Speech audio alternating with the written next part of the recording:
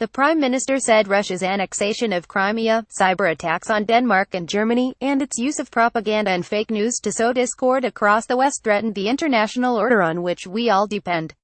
And she insisted the UK will beef up its cyber security, while working with its allies to take all the necessary steps to repel Russian aggression.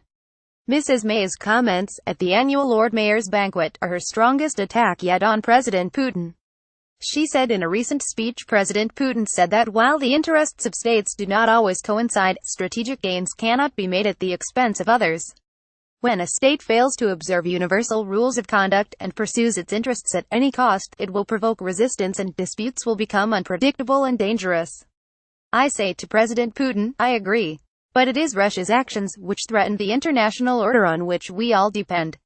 I want to be clear about the scale and nature of these actions. Russia's illegal annexation of Crimea was the first time since the Second World War that one sovereign nation has forcibly taken territory from another in Europe. Since then, Russia has fomented conflict in the Donbas, repeatedly violated the national airspace of several European countries, and mounted a sustained campaign of cyber espionage and disruption.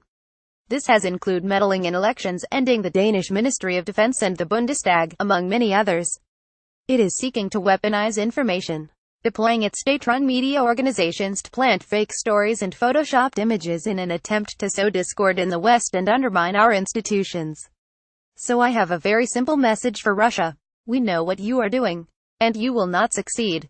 Because you underestimate the resilience of our democracies, the enduring attraction of free and open societies, and the commitment of Western nations to the alliances that bind us. The UK will do what is necessary to protect ourselves, and work with our allies to do likewise. Urging President Putin to bring Russia in from the cold, she added, we will take the necessary actions to counter Russian activity. But this is not where we want to be, and not the relationship with Russia we want. We do not want to return to the Cold War, or to be in a state of perpetual confrontation. So whilst we must beware, we also want to engage, which is why in the coming months the Foreign Secretary will be visiting Moscow.